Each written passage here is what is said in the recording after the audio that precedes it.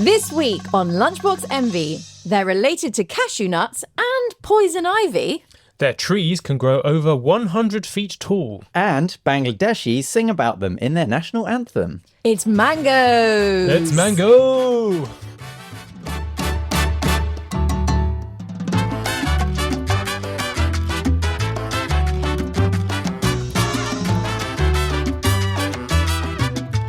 Hello and welcome to Lunchbox Envy. I'm Rosie, I'm a chef and food writer, and I'm here with QI elves Jack and Alex. Hello, both of you, Hello. handsome gentlemen. Oh, I'm excited to sink my teeth into a very luscious looking fruit with a lovely bowl of I rice in front of would us. like to say that previously I've been, I don't want to say anti-fruit as a topic, but I've been less excited about it. But this fruit, the mango, as I said in my WhatsApp to you earlier, a very juicy topic. It really is. I was a bit worried as well. I was like, we've already done oranges, we've already done bananas, we're already like, Yeah. surely everything's the same with mangoes, but it's so interesting and different. So interesting. I think this is my favourite fruit, even before I'd researched it. Oh, really? Do you eat a lot of them? No, actually. Oh. No, but I think that's right. I yeah. think you're right to not eat that many because the mangoes we get in this country year round are crap. Yeah. Fair. And also, you don't, I don't know, there's sort of delayed gratification. There's No, a that's philosophy fair. about not consuming it all the time. You're the Yeah. kind of annoying person who would be good at that, though. Being like, oh, I True. absolutely love this, so therefore I'm really going to ration it. Yeah. Whereas, like, I will just binge on anything. And then you get Totally. Sex, sick, as you drugs, said, yeah. food, sitcoms. I found a quote which I liked, which is by a food writer called Nick Sharma. Yeah. And it is, the best way to eat a mango is over the kitchen sink. I suppose what I was trying to say is that, like, we don't get mangoes like that here. Yeah. That Nick Sharma is Indian. We have no idea what a real mango is Yeah. like. And also, to be fair, there are mangoes from many equatorial countries that are fucking There's so many, sensational. and so many varieties, Well, right? yeah, and that's the thing about the British ones is 80% of them are the variety known as Tommy Atkins. Yeah. That sounds like a British variety. Which is Yeah, it sounds like Yeah. a Britain First variety. It sounds like the guy who was selling them down in Covent Garden Market in and the it's 50s. well, Tommy Atkins is the nickname for World War One soldiers, which is Oh. why, and then shortened to Tommy, which is why you get Tommy. Tommy from. Oh. I didn't manage to find the link between the World War One soldiers. I think it's kind of just a sort of everyman of the mango world, but it's certainly bred for its longevity and ease of transport. and Totally. Where did these come from then? They'll come British- from all over the world, but the original mango was from northeastern Indian subcontinent. So what is now maybe Bangladesh or India or Burma, all that kind of, Right. or Myanmar, sorry. I found that India is still by far, quite a long way, the largest mango producer in the world. It produces 40 to 45%. Yeah, really. But it accounts for less than 1% of the global supply of mangoes. No So way. basically they keep them all. Good for them. They Oh, don't sell, they don't give us their But, mangoes. but I'm going to talk about this because in recent years, thanks to Instagram and social mediaification of food, there has become in the foodie subculture a real obsession with mango season. oh yeah. Which is, by the way, nearly upon us. Indian mango season specifically, but generally equatorial mango season. I imagine that's how your calendar works. There's 2 pages. There's mango goes- season and rest of year. It goes like wild garlic, asparagus, mangoes.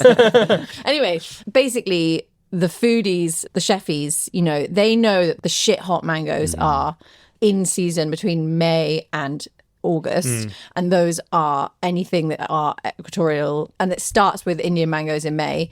They're just like chalk and cheese to these ones. Sure. They could not be more different. They're so aromatic, so perfumed, and I actually really respect Indians for keeping them to themselves because it must be so hard if you're an Indian expat living here Yeah. to have to eat these shit mangoes, but also fibrous, right? Yeah, I yeah. tried to make my son a mango yogurt for his weaning breakfast the other day, which by the way is going terribly. But anyway, but like I had to sieve the mango because I was like, he's going to choke on this fibrous Yeah. mango. That's the Tommy Atkins. In France, they opt for the Kent variety because Okay. it's less fibrous. Right. But Does it, Kent sound really exotic to France? Probably.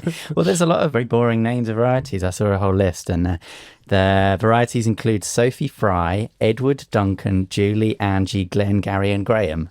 Why do they all sound like my neighbours? Well, Like, yeah, I did see that. there's so many, where Can I have are a the Gary exotic sounding mango, names? please? Yeah. I saw, and I quote from Wikipedia, Graham is from Trinidad. Compared with many modern mangoes, Graham seems bland. I did see that there is a Jamaican mango variety called a Julie, like Oh, me yeah, Julie. yeah, yeah. And I was like, love Me that. Julie. Me Julie. I feel like I'm in a WhatsApp group with these mangoes. There's also one called ice cream, which must be confusing if you order an ice cream mango sorbet. Yeah. I think sorbet is one of the best things you can do with the mango. Oh, yeah, I And agree. actually, sorbet as a way of preserving fruit when it is still quite fresh is a really, really good thing to do. Sure. But yeah, mango sorbet, pretty yeah. unbeatable. Have you made some for us today? I have not. No, I noticed you didn't get anywhere near my freezer. I read there was a method, an old method of, I suppose, drinking a mango, Oh, yeah. kind of making a mango smoothie on the go, which is that you don't cut the mango open, but you squeeze and massage and shake the mango about until you have basically pulverized the inside. Oh, interesting. And then you bite a little hole into it and sort of just drinking your Genius. juice out. So Yeah. it's kind of like a nature's juice box. Totally. That's amazing. Yeah. That does make sense. You get a little piece of hollow reed and make a straw. I bought one from Thailand yesterday, and it was a lot. God, how did more you get back in time? elongated.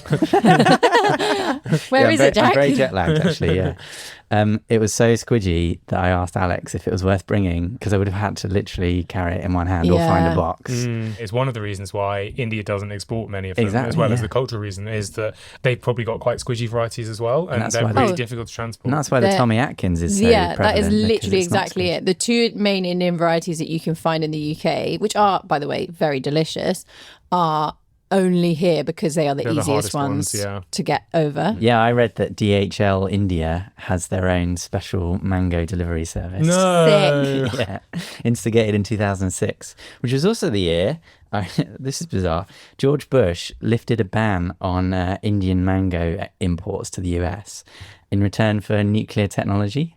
So it was known as the mango deal of 2006. That is the most Basically- insane Really? trade I It's have a- ever it's an heard. incredible swap. US gave up their nuclear secrets for mangoes. Yeah, I think it was more a restriction on Indian nuclear arms development. Now India is nuclear and Yeah, is but armed we've and got ready. lovely Alfonso mangoes.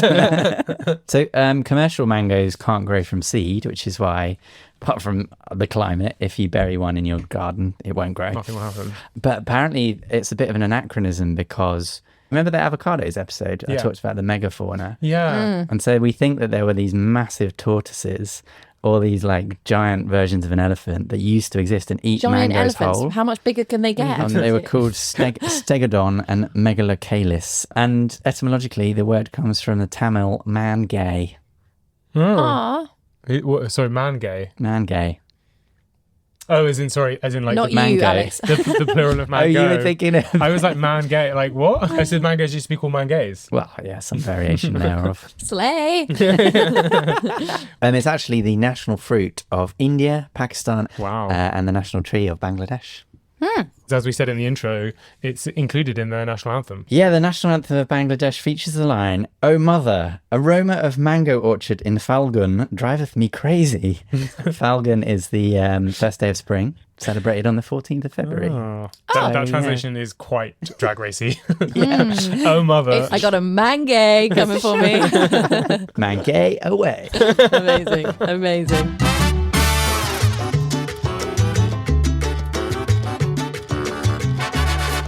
Okay, here is our first lunchbox, and it's mine. Today, folks, I've brought us a refreshing mango lassi. Hey, Lovely. What's mango cheers. lassi? Well, Cheers. I'm glad you asked. It's not a yellow dog. Stuck down a It's- well. It's exactly the it. same colour as the t-shirt you're Smells it, wearing. yeah. Yeah, well, that's why I wore this for the mango episode. So it's basically a yogurt-based drink from India, but I think versions are available in the Indian subcontinent across those countries. Oh, it's delicious. Oh, heaven. It's like more viscous petit faloo. Yeah, it's kind of like the OG smoothie. There are many varieties of lassis, sweet and salted. So it's important to note that it's not just a sweet drink. It can be a savoury drink, and actually extremely delicious when it's savoury too. If it's a sweet version, it's yogurt blended with fruit or a curd of a fruit, and the most popular is mango, and often with a little bit of sugar and some spice, usually in mango's case cardamom, but also sometimes saffron. And then you can also get just salted yogurt drinks with cumin or cardamom, and it's traditionally served in like a handleless clay cup called a cooler, sometimes with extra clotted cream, which is called malai on top. Delicious. To be honest, anywhere that Indian people live, like have immigrated to across the world, you will be able to find a lassi in great Indian restaurants all over the UK. We can get lassi. You got this lassi Sainsbury's. in Sainsbury's. down the I'm road. afraid I didn't make it, guys. I am a busy mum. But it's delicious. And the reason why I wanted to talk about lassi is more to talk about Indian mangoes. And as I said, Indian mango season. Every Instagrammer's favourite time of year. End of May in London, you can start to see the shit hot mangoes. The mangoes that when you cut them open, they are literally almost like vermilion red. Like they're Glowing, so aren't they? orange and glowy, and they're so silky smooth. It's not just Indian mangoes. Pakistani mangoes are often available as well. But I'm going to talk specifically about Indian today. I'm kind of thinking that scene in Pulp Fiction when they open up the suitcase and you can't see what's inside it, but it's just Oh, glowing MacGuffin, gold. yeah. Do you reckon they Yes. just had fresh mangoes? It's literally that. It is that. That's why it's called Pulp Fiction. Oh, yeah, it's mango pulp. We're lucky because we live in London, and I don't want to make this too London-centric a podcast, but We'll just talk about India so far. I know there is a big Indian community living in London, and so you will be able to find great mangoes here Yeah. from the end of May. That's generally one of the best things about London is that we've got so little of our own food culture. Yeah, it's But true. everyone has come here and brought their own restaurants and foods and ingredients. And 100%. It's what kind of annoys me the most when people say, like, you know, UK doesn't have any good food. I'm like, we do. It's not ours. it's just not ours. The British Museum of Food. Yeah. So, where can you buy Indian mangoes? Well, Indian grocery stores, of course.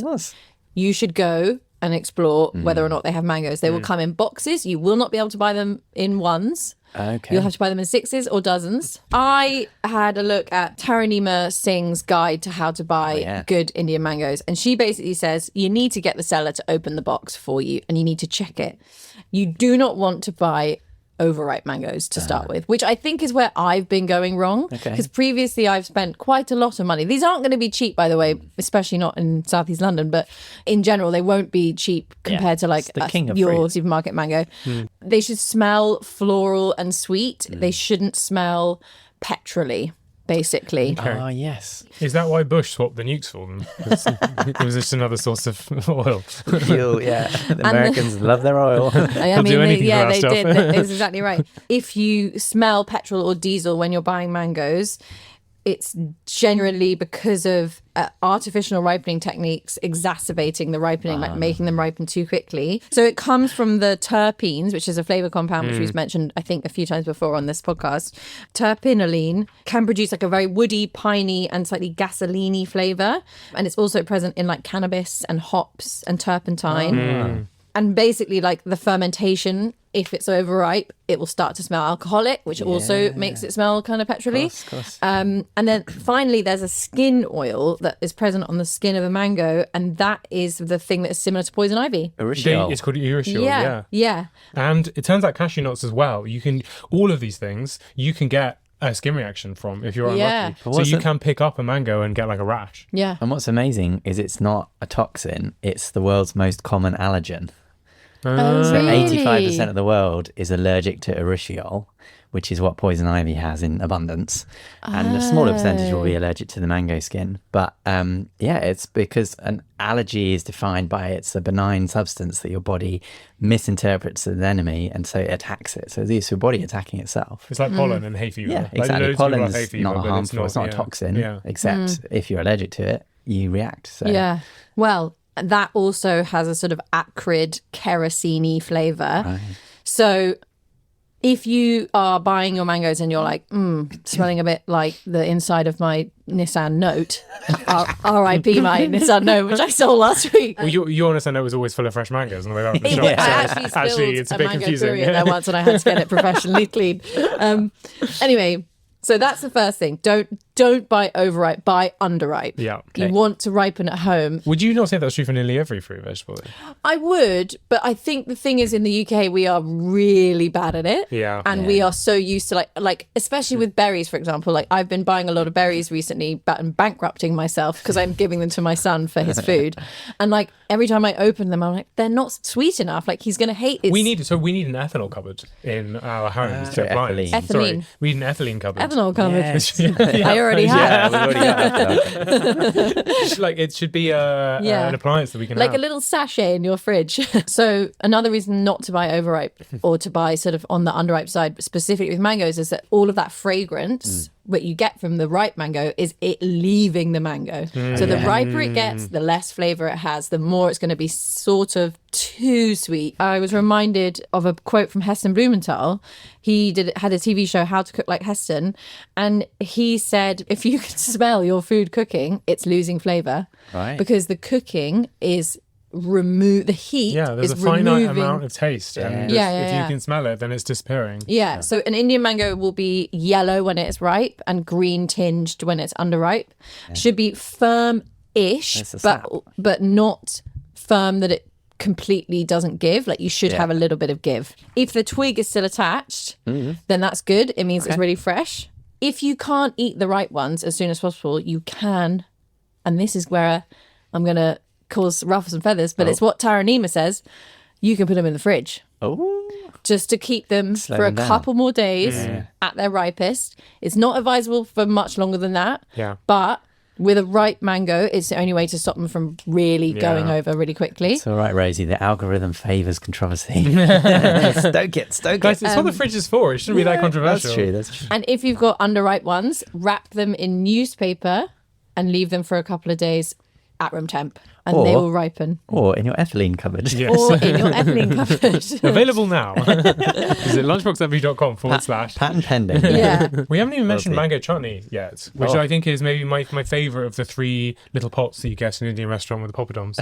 I thought you were going to say my favourite thing that mangoes make. I was like, you're crazy. It's probably the thing that I eat most regularly that is just mango. Really? I did read that actually if you order it in India, that it's way more like zingy and sharp. And they often use unripe mangoes. Well, to our eyes. They do use unripe. So they're not quite so sweet, whereas the stuff we get is basically jam. They approach mangoes really differently, which is that they use the fruit wherever they can. A bit like where in Southeast Asia they'll use green papaya a lot. Yes. You'll use green mango in curry, you use it in chutneys. So they even have a spice called amchur, which is green mango which has been powdered, and that's used as a spice in curries and in marinades and seasonings and stuff. So we don't use mangoes enough in our cookery, but we also don't get good mangoes, so I would say that's fine. I wanted to ask you, have you heard of the Mango Man? The Mango Man? The Mango Man. Who's the Mango Man? Who lives on Drury Lane. The Mango Man is Haji Kalimullah Khan, but known more popularly as Mango Man. He is an Indian horticulturist and fruit breeder, and he is known for breeding mangoes, specifically 300 different types of mangoes off of one tree. Wow. Oh, wow. It's like one of those fruit salad trees, but it's all mangoes. Literally. So we've talked about grafting before. He is a very good grafter. Wow. He is the grafter, He's really if I'm grafted honest. at it, yeah. He has a mango farm in Malihabad in northern India, which is actually a paradise for mango lovers, like so much mango production up there.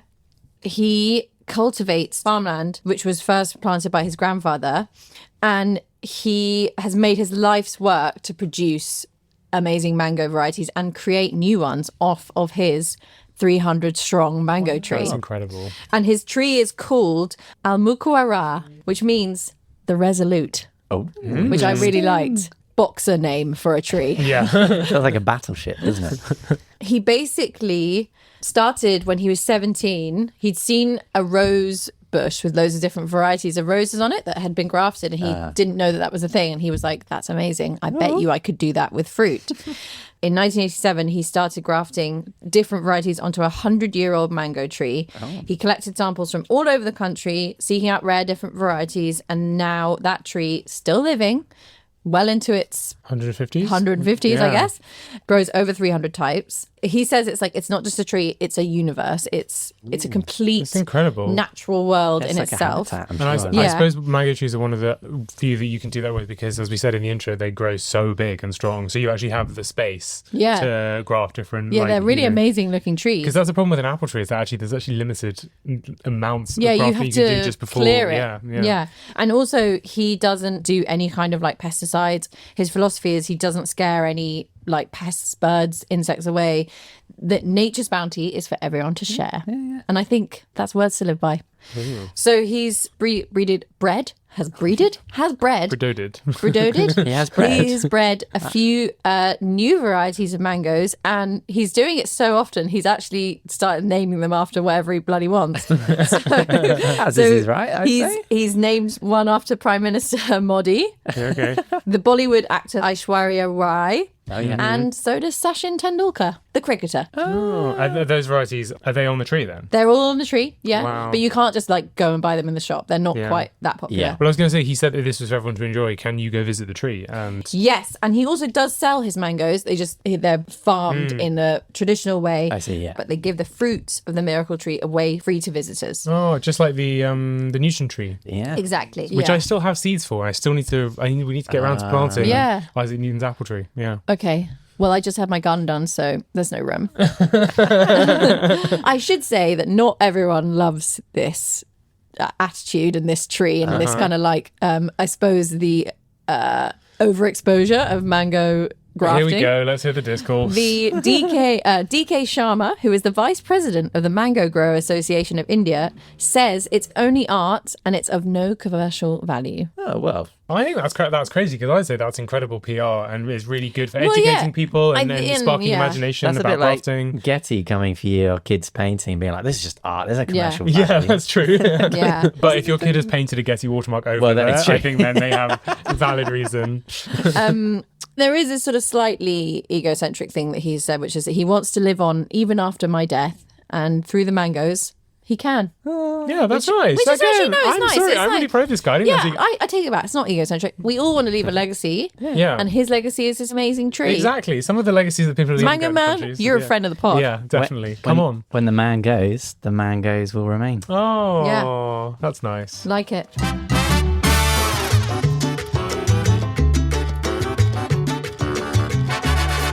I think it's time to look at a second lunchbox. And Alex, it's you. Te toca a ti, as they say in Spanish. I brought some mango and some milk. Okay. I'm aware that this has slightly been undermined by your lunchbox, which is pretty similar.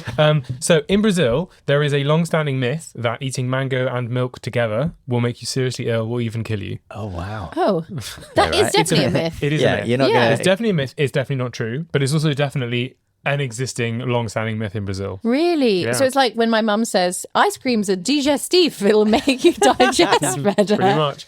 Also, that apparently swimming after you've eaten a big meal is not harmful at all. Wasn't it that you might get indigestion and then cramp Like and then cramp, drown? yeah, and then exactly. In Italy, they are still so hard on that. Like Really? they're like, no With a swimming after lifeguard, be like, lunch. you've had a big meal. Yeah. Get Yeah. out. I spoke to several Brazilians about this, and Mm-hmm. I like, have you heard of this? Is this real? How is it believed? And they said, especially in the older generations, it's a thing. And even if it's not mainly like actually believed, it's something that always sort of gets mentioned at breakfast or Yeah, whatever. It is interesting, is that how pervasive these old wives' tales are, and how difficult in the age of the internet it is still to get rid of them. Yeah, eating your crust will give you curly hair. I haven't eaten a Oh, crust yes. in 36 years. Yeah, it's very So strange. I already had curly hair and I didn't want it to get curlier. She uses the crust as hair colour, so that's probably the problem. There is no scientific evidence that Okay. mango and milk is dangerous in any way. There is a theory of the origin of the myth. It's obviously very difficult to prove, and there's not really much evidence for this, but there is a story that during the period of slavery in Brazil, which was from about the 1500s until 1888, so about 300 years, it was actually one of the last countries in the Americas to abolish slavery. And one of the theories is that mangoes were very abundant in Brazil, but milk and cattle was more scarce. And so this was kind of a myth purported by the people who owned all the land to discourage the enslaved people to steal milk or drink milk with mangoes, because right. mangoes was a sort of staple food for enslaved people. So that's maybe like one of the stories behind why that may have come about, but we don't really know, to be honest. Right, okay. But it made me think as well, in a related way, a story here that you shouldn't drink like orange juice and milk together, yeah. especially at breakfast. You shouldn't, if you have cereal with milk and you also have it'll orange juice, which curdle are or too, it will something, curdle in your stomach. The citric acid makes the milk curdle because it's an acid. Yeah, yeah. The thing is, though, is so who's your stomach acid? Oh, I and your see. stomach acid is way more acidic. Yeah, that's and your a milk point. does curdle and That's how can you- form casein clumps in your stomach. Right. Yeah, yeah. That's how you digest it. But then so- maybe the issue is if you hold mango in your mouth and then drink milk and then like slosh it around. yeah, that's probably not very That nice. might be a bit But gross. who's doing that? do you There's a thing that I've observed with a lot of people that I noticed when I was a bit younger. There are two types of people. There are people who eat their meals with like a mouthful of food and they'll swallow it and then they'll take a sip of their drink one at a time. And then there are people who put I know what you're about to say. put a mouthful of food in their mouth, chew it up a bit, and then they sip their drink, water, beer, whatever, and add it to their mouth before swallowing. I hate those people. Me too. What are you doing? Once you You've got notice like a it, smoothie of chewed food in your mouth. it's like seeing through the Matrix. Once you realise that people do this, every time you go to dinner, you start watching everyone to be like, who are the people who are doing this? Because some people do it. I only really ever drink water with my meals, so it's not that odd. But like, if I saw someone else like having Coca-Cola and a cheese sandwich or something, I'd be like, what are you doing? But even water, I think, is weird. I think it's weird to do it even with water. I It do. moistens things, and it often like spreads the flavour around. I'm going to respectfully disagree. It's people who are eating food to shove it in and not taste it. If you are listening and you are one of these people, I want you to stop listening. Like, we don't want you in our listener base. It's disgusting. Before we move on, are there any other like food wives' tales that we can think of? I did also look at another mango myth, that mangoes can help get you high. Oh, I saw this. Yes. Yeah. Yeah, so there's a claim that mangoes contain, as you mentioned earlier, a terpene called myrcene, which is also common in cannabis. And it's something to do with allowing THC, which is in like cannabis, to cross the blood-brain barrier. Yeah. And basically it like gets you higher. It's not true, basically. Like, so these terpenes are in mangoes. There is some lab research that suggests that these terpenes can influence how cannabinoids behave, but A, it's not proven in people, and B, the amounts in mangoes are so low, so they just wouldn't have any effect. You'd have to have way more. You'd have to eat so many mangoes. It's like when they told me that if I ate loads of pineapple, I could induce birth, and it didn't work. So this also got me looking at kind of culture around mangoes. I just went down a bit of a rabbit hole in the like origin myths surrounding. So the mango tree, for example, do you know the story? This is a really famous Indian myth. There's a character called Surya Bai, who's the daughter of Surya, the sun god. Okay. She fell to earth, and where a king fell in love with her and chose her as his bride, and they're very happy and in love, and that's all great. But then a jealous sorceress turns up, always a spanner in the works, and she turns the princess to ashes because she's jealous. Yeah. But out of the ashes rises a magnificent Mango tree. It grows and it bears these golden fruits, and then one of these fruits falls to the ground and turns back into Surya Bai, and then she goes off and celebrates her wedding again and just carries on as she was. Good for her. Yeah, so that's where the mango tree came from. Nice. There's some other great stories as well. So this is my favorite, I think, Ganesh and the mango of knowledge. So Shiva, who's one of the biggest, most famous Hindu gods, and Parvati, his wife, offered a mango to their children. Their two children are Ganesh, who is the one who's like an elephant god, and Subramanya, who I think is the god of war. And they basically said, whoever can travel around the world first can have this mango as a race reward. Around the world. Race around the world. It is literally race around the world. It was on BBC.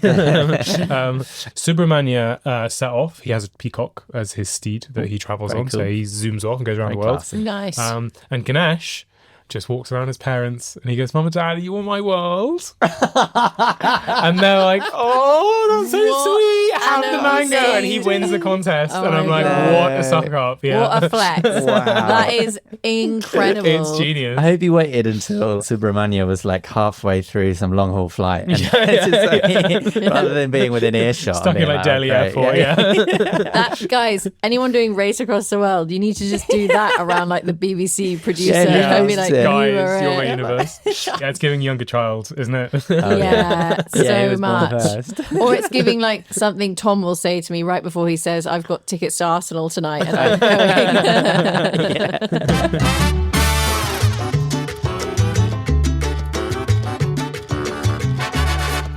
Now we are on to our final lunchbox, and I've got to be honest, guys, I'm feeling a bit worried about Jack. He looks like he's sustained an injury. So this week, I've been struck by the arrow of karma. Through your head. It's true. I'm fashioning one of those joke arrows that looks like it's gone right through my head. I actually think it's really good. It's great, isn't it? Like it's like where you've got two ends of the arrow and then you've got a bit of wire on the back of your head and it holds them on either side, so it looks like it's going through your head. So what has this got to do with mangoes then? So basically, the Hindu god known as Karma or Kamadeva, he's kind of like Cupid, except he came first. He is the Hindu personification of pleasure. He has a bow and arrow, which is made of sugar cane, and the string is dipped in honey. It's all very saccharine. Ooh, yum. Which he uses rather like Cupid to infect people with love. And he has Infect. 5... Yeah, true. Well, that's the thing about mangoes is they're sort of dripping in symbolism, and a lot of it is quite sexy and love-based. I'm surprised that Rosie hasn't brought it up yet before, because she does with every other food. Yes. All food turns her I on. was going to talk about yoni. Yeah, they're extremely juicy and They're very fecund. fecund, yeah. But anyway, Kamadeva has 5 flavors of arrow, and they're all made of flowers. And one of them is the mango flower, which represents the kind of passionate form of love. It reminds basically. me of those scented pens that all the girlies had when I was at school. Yeah, Remember loved them? those. Scented I'm pretty gel sure you pens. could get a scented I had mango them gel as well. pen, I reckon. Oh, you definitely could, babe. Yeah. I had like 5 of them. Karma he's the protagonist of the Kama Sutra. Yes, yes. And he also rides a parrot, which I think is quite a flex. Yeah. It's Yeah. quite an enormous parrot. In the Kama Sutra, there's a suggestion for a fellatio technique, which is called amratushita, or the sucking of the mango stone. Oh. Which they still do to this day in India. What, fellatio? They clean the mango stones off and they eat them. Yeah, and fellatio, I'm sure they do that as well. That's how you learn the technique. This podcast has gone so south so fast. But yeah, in Indian literature, there is quite a lot of, in this New York Times columnist's eyes, over-reliance on the mango for like sort of foreshadowing and symbolizing sex without saying sex, basically. Right. The quote is, mangoes tend to be luminescent orbs dangling in steamy air, glistening with sweetness, sex, and being itself, waiting to be plucked, caressed, birthed. That's because that's what they represent. Well, Yeah. that was, the New York Times journalist was called Randy. Randy. Randy Boyagoda. But then also, have you heard of the mango worship in China in the 60s? No. No. So this has been covered on QI. In 1968, the foreign minister of Pakistan visited Chairman Mao's communist China.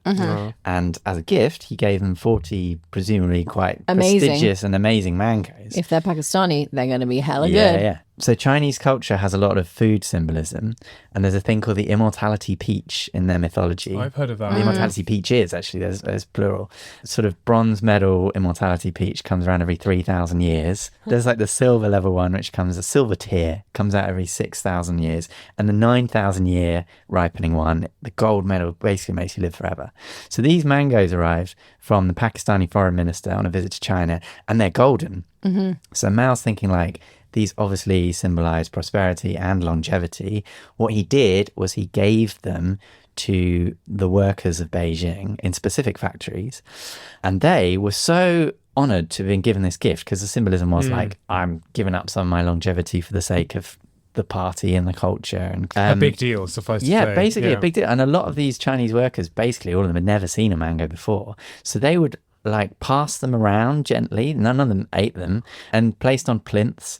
One factory actually decided to boil their mango, and then the workers would like sip a teaspoon of the water that the mango had been boiled in, just like holy water. Wow. They started going black, some of them, so they started to pickle them in formaldehyde, and then they commissioned wax models of these mangoes, and they were honestly like, I mean, a lot of it was propaganda, but people sort of fainting in the street with like being able to see just like these models of mangoes. But yeah, there were floats with giant papier-mâché mangoes, which were at the National Day Parade in 1968. Wow. And armed peasants even fought over a black and white photo of Mao's mangoes. They even chartered a private plane, which is expensive in the 60s, and even more so in China, which wasn't very rich in the 60s, to fly one of the mangoes from Beijing to Shanghai.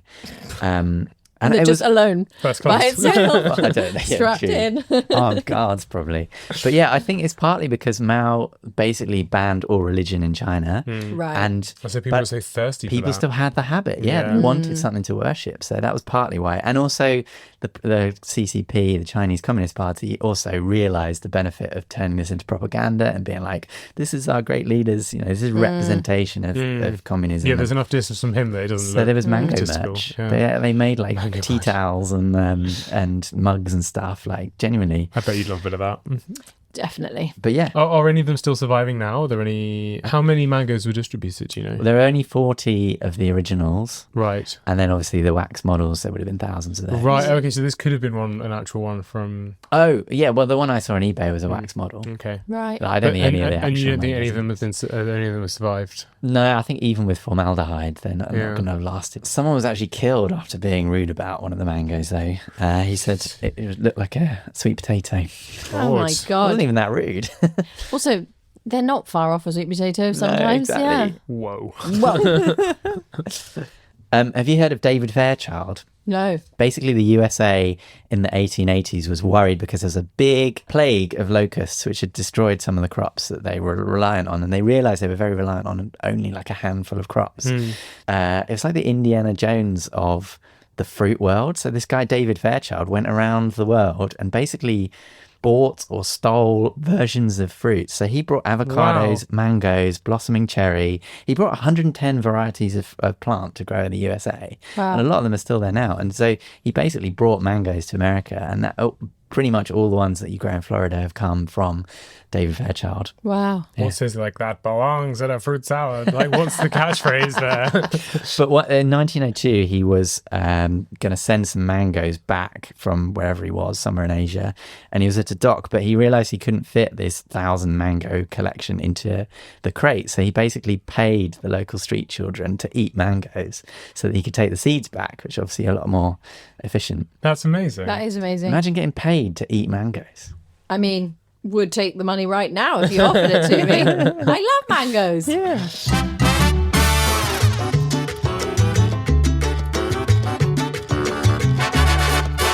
That's it for this week's edition of Lunchbox Envy. You can follow our socials for foodie facts and podcast updates. We are on YouTube, Facebook, Instagram, and TikTok at Lunchbox Envy Pod.